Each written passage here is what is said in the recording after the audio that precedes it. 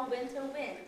The poem was written by William Shakespeare in the year around 1600, and the music was composed by Roger Quilter in 1905. And the lyrics is about the cold winter wind is not as harsh as a betrayed friend.